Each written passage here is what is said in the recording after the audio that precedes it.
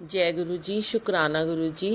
गुरु जी, आप जी का अनंतम शुक्राना जो आप अपने सामने बिठाकर शिव पुराण की सेवा ले रहे हैं और आपने मुझे इस लायक समझा है कि मैं ये सेवा कर पाऊँ और मैं ये सेवा पूरी कर पाऊँ। गुरु जी, आप मुझ पे मेहर भरा हाथ बनाए रखना और इसे संगत तक पहुँचाने की कृपालता करना।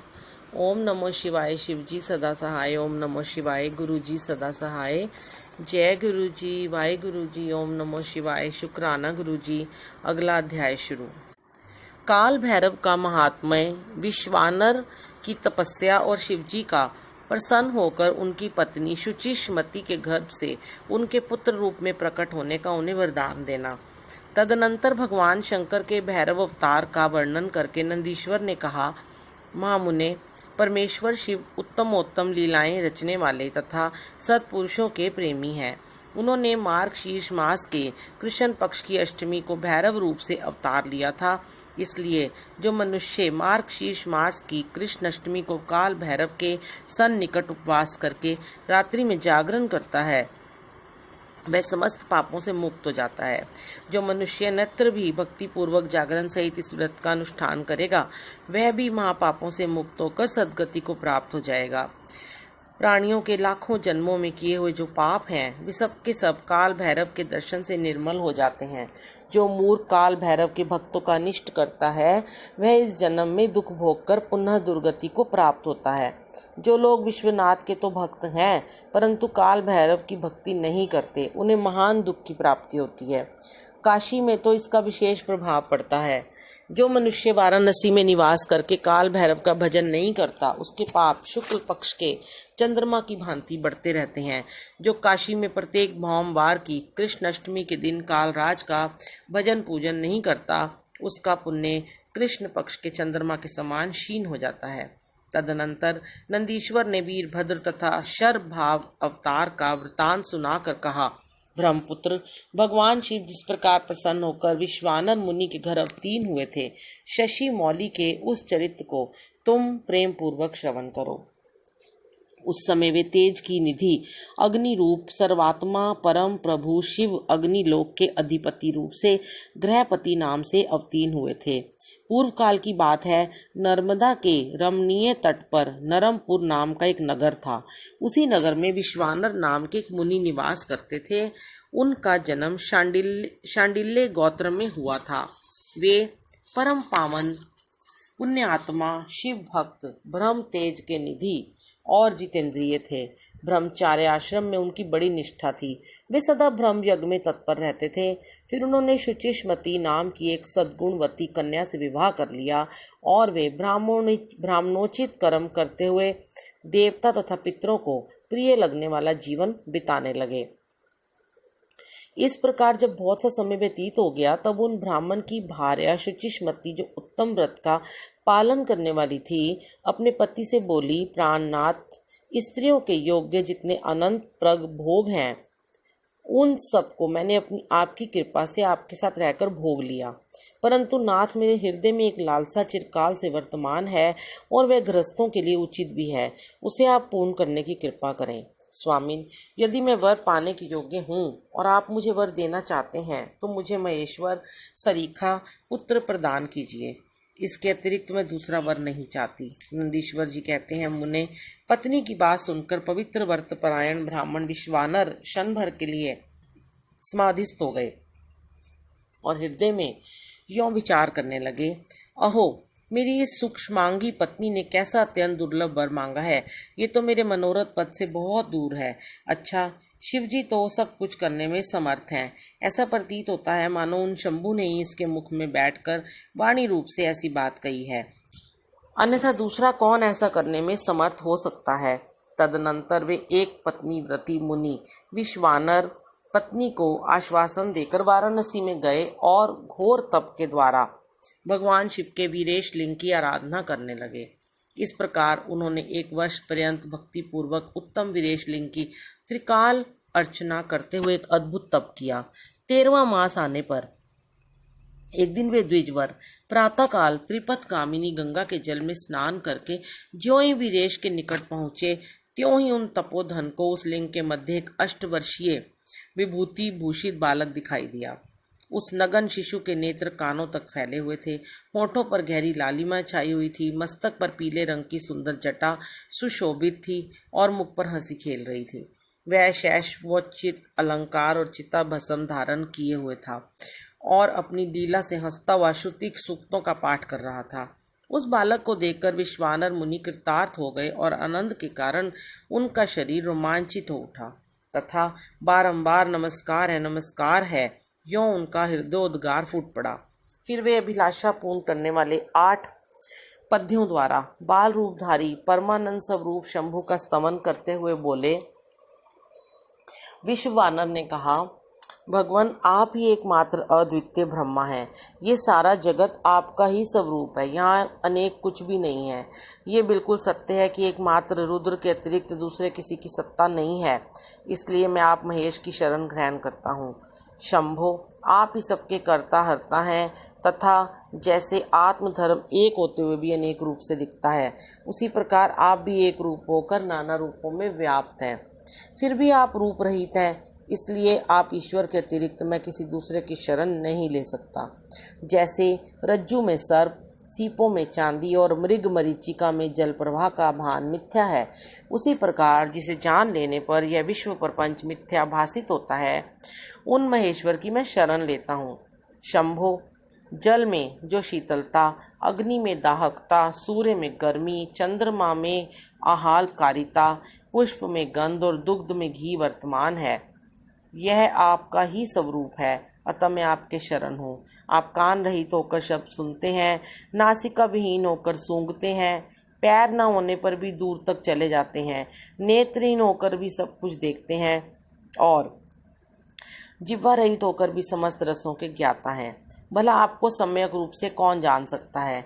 इसलिए मैं आपकी शरण में जाता हूँ। ईश, आपके रहस्य को ना तो साक्षात वेद ही जानता है, न विष्णु, न अखिल विश्व के विधाता ब्रह्मा, न योगींद्र और न इंद्र आदि प्रधान देवताओं को ही इसका पता है, परंतु आपका भक्त उसे जान लेता है।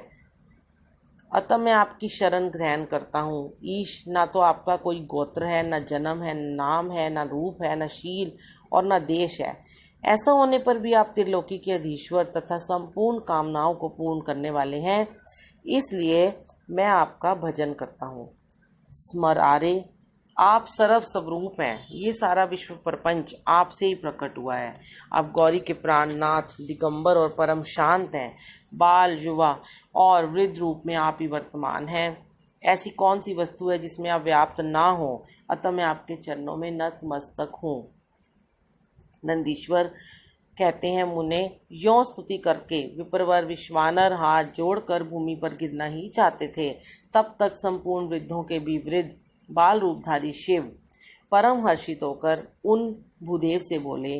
बाल रूपी शिव ने कहा, मुनिश्रेष्ठ विश्वानर, तुमने आज मुझे संतुष्ट कर दिया है। भूदेव, मेरा मन परम प्रसन्न हो गया है, अतः अब तुम उत्तम वर मांग लो। यह सुनकर मुनि श्रेष्ठ विश्वानर कृत्य हो गए और उनका मन हर्ष मगन हो गया। तब वे उठकर बाल रूपधारी शंकर जी से बोले। विश्वानर ने कहा, प्रभावशाली महेश्वर, आप तो सर्वांत अंतर्यामी, ऐश्वर्य संपन्न, सर्व तथा भक्तों को सब कुछ दे डालने वाले हैं। भला आप सर्वज्ञ से कौन सी बात छिपी है? फिर भी आप मुझे दीनता प्रकट करने वाली याञ्चा के प्रति आकृष्ट होने के लिए क्यों कह रहे हैं? महेशान, ऐसा जानकर आपकी जैसी इच्छा हो वैसा कीजिए। नंदीश्वर जी कहते हैं, मुने, पवित्र व्रत में तत्पर विश्वानर के उस वचन को सुनकर पावन शिशु रूपधारी महादेव हंसकर शुचि विश्वानर से बोले। शुचे, तुमने अपने हृदय में अपनी पत्नी शुचिष्मति के प्रति जो अभिलाषा कर रखी है, वह निसंदेह थोड़े ही समय में पूर्ण हो जाएगी। महामते, मैं शुचिष्मति के गर्भ से तुम्हारा पुत्र होकर प्रकट होऊंगा। मेरा नाम गृहपति होगा।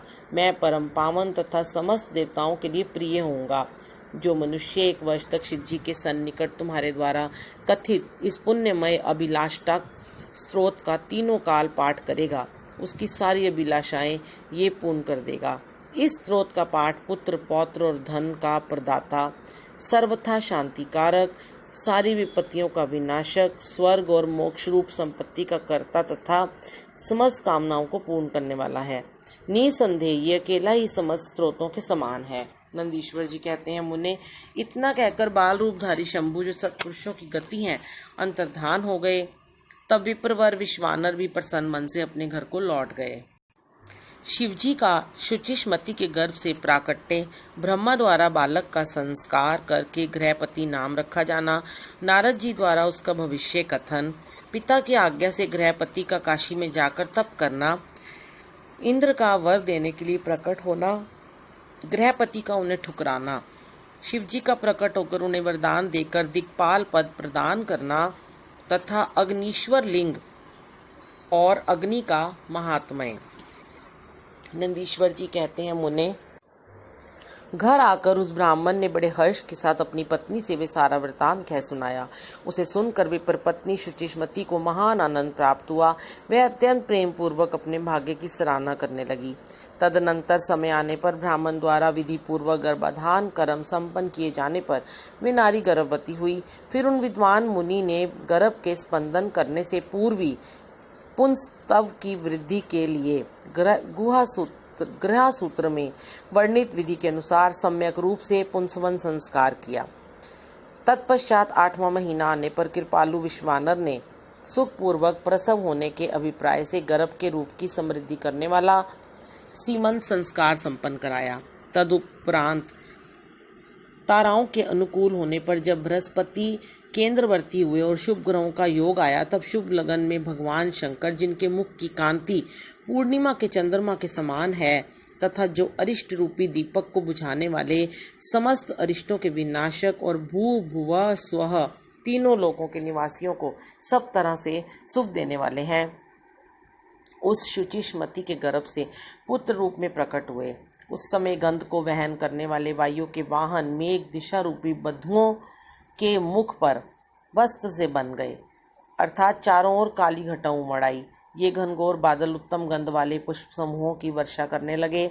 देवताओं की दुंदुमियां बजने लगीं। चारों ओर दिशाएं निर्मल हो गईं। प्राणियों के मनों के साथ साथ सरिताओं का जल निर्मल हो गया। प्राणियों की वाणी सर्वथा कल्याणी और प्रिय भाषिनी हो उठी। संपूर्ण प्रसिद्ध ऋषि मुनि तथा देवता, यक्ष, किन्नर, विद्याधर आदि मंगल द्रव्य ले लेकर पधारे। स्वयं ब्रह्मा जी ने नम्रता पूर्वक उसका जात कर्म संस्कार किया और उस बालक के रूप में तथा वेद का विचार करके ये निश्चय किया कि इसका नाम गृहपति होना चाहिए। फिर 11वें दिन उन्होंने नामकरण की विधि के अनुसार वेद मंत्रों का उच्चारण करते हुए उसका गृहपति ऐसा नामकरण किया। तत्पश्चात सबके पितामह ब्रह्मा चारों वेदों में कथित आशीर्वादात्मक मंत्रों द्वारा उसका अभिनंदन करके हंस पर आरूढ़ हो अपने लोक को चले गए। तदुपरांत शंकर भी लौकिकी गति का आश्रय ले उस बालक की उचित रक्षा का विधान करके अपने वाहन पर चढ़कर अपने धाम को पधार गए। इसी प्रकार श्री हरि ने भी अपने लोक की राह ली। इस प्रकार सभी देवता, ऋषि, मुनि आदि भी प्रशंसा करते हुए अपने अपने स्थान को पधार गए। तदनंतर ब्राह्मण देवता ने यथा समय सब संस्कार करते हुए बालक को वेद अध्ययन कराया। तत्पश्चात 9वां वर्ष आने पर माता पिता की सेवा में तत्पर रहने वाले विश्वानर नंदन गृहपति को देखने के लिए वहां नारद जी पधारे। बालक ने माता पिता सहित नारद जी को प्रणाम किया। फिर नारद जी ने बालक की हस्तरेखा, जिह्वा, तालु आदि देखकर कहा, मुनि विश्वानर, मैं तुम्हारे पुत्र के लक्षणों का वर्णन करता हूँ। तुम आदर पूर्वक उसे श्रवण करो। तुम्हारा ये पुत्र परम भाग्यवान है। इसके संपूर्ण अंगों के लक्षण शुभ हैं, किंतु इसके सर्व गुण संपन्न, संपूर्ण शुभ लक्षणों से समन्वित और चंद्रमा के समान संपूर्ण निर्मल कलाओं से सुशोभित होने पर भी विधाता ही इसकी रक्षा करेंगे। इसलिए सब तरह के उपायों द्वारा इस शिशु की रक्षा करनी चाहिए, क्योंकि विधाता के विपरीत होने पर भी गुण भी दोष हो जाता है। मुझे शंका है कि इसके 12वें वर्ष में इस पर बिजली अथवा अग्नि द्वारा विघन आएगा। यों कहकर नारद जी जैसे आए थे वैसे ही देवलोक को चले गए। सनत कुमार जी, नारद जी का कथन सुनकर पत्नी सहित विश्वानर ने समझ लिया कि ये तो बड़ा भयंकर वज्रपात हुआ। फिर वे हाय मैं मारा गया यूं कहकर छाती पीटने लगे और पुत्र शोक से व्याकुल होकर गहरी मूर्छा के वशीभूत हो गए। उधर शुचिष्मति भी दुख से पीड़ित हो अत्यंत ऊंचे स्वर में हाहाकार करती हुई डांड मारकर रो पड़ी।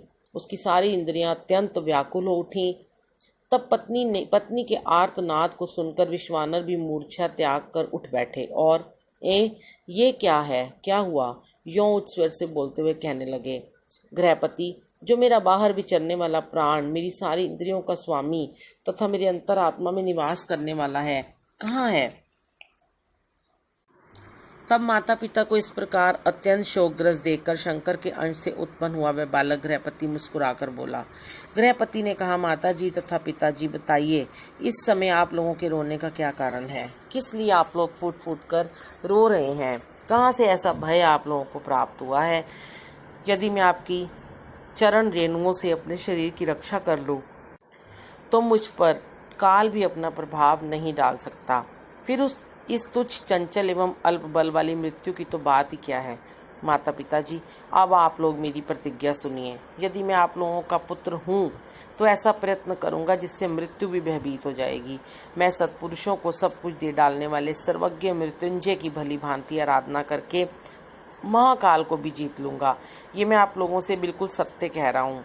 नंदीश्वर जी कहते हैं, मुने, तब वे द्विज दंपति जो शोक से संतप्त हो रहे थे, गृहपति के ऐसे वचन जो अकाल में हुई अमृत की घनघोर वृष्टि के समान थे, सुनकर संताप रहित तो कहने लगे, बेटा तू उन शिव की शरण में जा जो ब्रह्मा आदि के भी कर्ता, मेघवाहन, अपनी महिमा से कभी च्युत न होने वाले और विश्व की रक्षामणि है। नंदीश्वर जी कहते हैं, मुने, माता पिता की आज्ञा पाकर गृहपति ने उनके चरणों में प्रणाम किया, फिर उनकी प्रदक्षिणा करके और उन्हें बहुत तरह से आश्वासन दे वहां से चल पड़े और उस काशीपुरी में जा पहुंचे जो ब्रह्मा और नारायण आदि देवों के लिए भी दुष्प्राय महाप्रलय के संताप का विनाश करने वाली और विश्वनाथ द्वारा सुरक्षित थी तथा जो कंठ प्रदेश में हार की तरह पड़ी हुई गंगा से सुशोभित तथा विचित्र गुणशालिनी हर पत्नी गिरिजा से विभूषित थी। वहां पहुंचकर वे विप्रवल पहले मणिकर्णिका पर गए। वहां उन्होंने विधि पूर्वक स्नान करके भगवान विश्वनाथ का दर्शन किया। फिर बुद्धिमान गृहपति ने परमानंद मगन हो त्रिलोकी के प्राणियों की प्राण रक्षा करने वाले शिव को प्रणाम किया। उस समय उनकी अंजलि बंदी थी और सिर झुका हुआ था। वे बारंबार उस शिवलिंग की ओर देखकर हृदय में हर्षित हो रहे थे और ये सोच रहे थे कि ये लिंग निसंदेह स्पष्ट रूप से आनंद कंद ही है। वे कहने लगे, अहो, आज मुझे जो सर्वव्यापी श्रीमान विश्वनाथ का दर्शन प्राप्त हुआ, इसलिए इस चराचर त्रिलोकी में मुझसे बढ़कर धन्यवाद का पात्र दूसरा कोई नहीं है। जान पड़ता है मेरा भाग्योदय होने से ही उन दिनों में महर्षि नारद ने आकर वैसी बात कही थी जिसके कारण आज मैं कृत्य हो रहा हूँ। नंदीश्वर जी कहते हैं, मुने, इस प्रकार आनंद अमृत रूपी रसों द्वारा पारण करके गृहपति ने शुभ दिन में सर्वहितकारी शिवलिंग की स्थापना की और पवित्र गंगाजल से भरे हुए 108 कलशों द्वारा शिवजी को स्नान कराकर ऐसे घोर नियमों को स्वीकार किया जो अकृतात्मा पुरुषों के लिए दुष्कर थे। नारद जी, इस प्रकार एकमात्र शिव में मन लगाकर तपस्या करते हुए उस महात्मा गृहपति की आयु का 1 वर्ष व्यतीत हो गया। तब जन्म से 12वां वर्ष आने पर नारद जी के कहे हुए उस वचन को सत्य सा करते हुए वज्रधारी इंद्र उनके निकट पधारे और बोले, विप्रवर, मैं इंद्र हूँ और तुम्हारे शुभ व्रत से प्रसन्न होकर आया हूँ। अब तुम वर मांगो, मैं तुम्हारी मनोवांछा पूर्ण कर दूंगा। तब गृहपति ने कहा, मघवन, मैं जानता हूँ आप वज्रधारी इंद्र हैं, परंतु व्रत शत्रु मैं आपसे वर याचना करना नहीं चाहता। मेरे वरदायक तो शंकर जी ही होंगे। इंद्र बोले, शिष्यो, शंकर मुझसे भिन्न थोड़े ही हैं। अरे मैं देवराज हूँ, अतः तुम अपनी मूर्खता का परित्याग करके वर मांग लो, देर मत करो। गृहपति ने कहा, पाक शासन, आप अहल्या का तत्व नष्ट करने वाले दुराचारी पर्वत शत्रु ही है ना? आप जाइए, क्योंकि मैं पशुपति के अतिरिक्त किसी अन्य देव के सामने स्पष्ट रूप से प्रार्थना करना नहीं चाहता। नंदीश्वर जी कहते हैं, मुने, गृहपति के उस वचन को सुनकर इंद्र के नेत्र क्रोध से लाल हो गए। वे अपने भयंकर वज्र को उठाकर उस बालक को डराने धमकाने लगे। तब बिजली की ज्वालाओं से व्याप्त उस वज्र को देखकर बालक गृहपति को नारद जी के वाक्य स्मरण हुए। फिर तो वे भय से व्याकुल होकर मूर्छित हो गए। तदनंतर अज्ञान अंधकार को दूर भगाने वाले गौरीपति शंभु वहां प्रकट हो गए और अपने हस्त स्पर्श से उसे जीवन दान देते हुए बोले, वत्स, उठ उठ, तेरा कल्याण हो। तब रात्रि के समय मुंदे हुए कमल की तरह उसके नेत्र कमल खुल गए और उसने उठकर अपने सामने सैकड़ों सूर्यों से भी अधिक प्रकाशमान शंभु को उपस्थित देखा। उनके ललाट में तीसरा नेत्र चमक रहा था, गले में नीला चिन्ह था, ध्वजा पर वृषभ का स्वरूप दिख रहा था, वामांग में गिरिजा देवी विराजमान थी, मस्तक पर चंद्रमा सुशोभित था, बड़ी बड़ी जटाओं से उनकी अद्भुत शोभा हो रही थी। वे अपने आयुध त्रिशूल और आजगव धनुष धारण किए हुए थे। कपूर के समान गौर वर्ण का शरीर अपनी प्रभा बिखेर रहा था। वे गज चरम में लपेटे हुए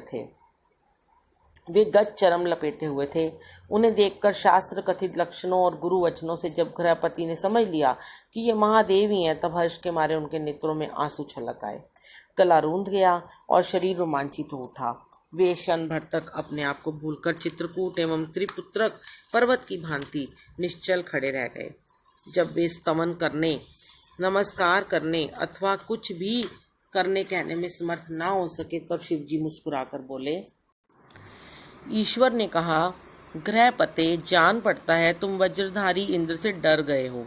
वत्स, तुम भयभीत मत हो, क्योंकि मेरे भक्त पर इंद्र और वज्र की कौन कहे, यमराज भी अपना प्रभाव नहीं डाल सकते। ये तो मैंने तुम्हारी परीक्षा ली है और मैंने ही तुम्हें इंद्र रूप धारण करके डराया है। भद्र, अब मैं तुम्हें वर देता हूँ, आज से तुम अग्निपद के भागी होगे, तुम समस्त देवताओं के लिए वरदाता बनोगे। अग्नि, तुम समस्त प्राणियों के अंदर जठाग्नि रूप से विचरण करोगे। तुम्हें दिक्पाल रूप से धर्मराज और इंद्र के मध्य में राज्य की प्राप्ति होगी। तुम्हारे द्वारा स्थापित ये शिवलिंग तुम्हारे नाम पर अग्नीश्वर नाम से प्रसिद्ध होगा। ये सब प्रकार के तेजों की वृद्धि करने वाला होगा। जो लोग इस अग्नीश्वर लिंग के भक्त होंगे, उन्हें बिजली और अग्नि का भय नहीं रह जाएगा।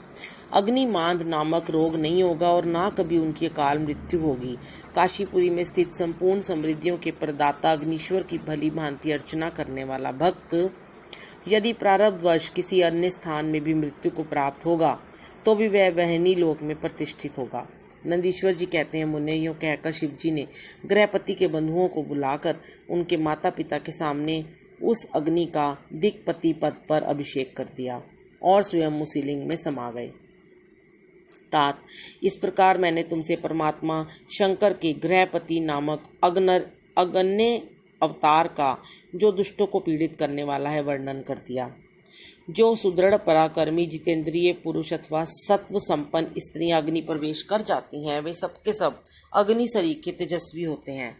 इसी प्रकार जो ब्राह्मण, अग्निहोत्र परायण, ब्रह्मचारी तथा पंचाग्नि का सेवन करने वाले हैं, वे अग्नि के समान वर्चस्वी होकर अग्निलोक में विचरते हैं।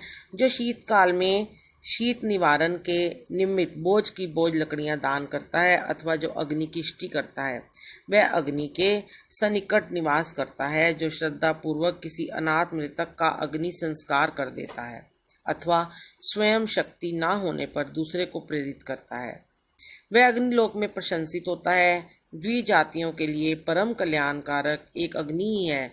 वही निश्चित रूप से गुरु, देवता, व्रत, तीर्थ अर्थात सब कुछ है।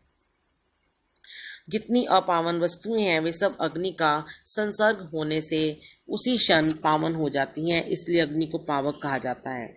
ये शंभु की प्रत्यक्ष तेजोमयी दैनात्मिका मूर्ति है, जो सृष्टि रचने वाली, पालन करने वाली और संहार करने वाली है। भला इसके बिना कौन सी वस्तु दृष्टिगोचर हो सकती है। इनके द्वारा भक्षण किए हुए धूप, दीप, नैवेद्य, दूध, दही, घी और खांड आदि का देवगण स्वर्ग में सेवन करते हैं। यह अध्याय समाप्त हुआ। जय गुरु जी, शुक्राना गुरु जी, जय गुरु। जय गुरु जी, शुक्राना गुरु जी। गुरु जी, आप जी का अनंतम शुक्राना, जो आप अपने सामने बिठाकर शिव पुराण की सेवा ले रहे हैं और आपने मुझे इस लायक समझा है कि मैं ये सेवा कर पाऊँ और मैं ये सेवा पूरी कर पाऊँ। गुरु जी, आप मुझ पे मेहर भरा हाथ बनाए रखें।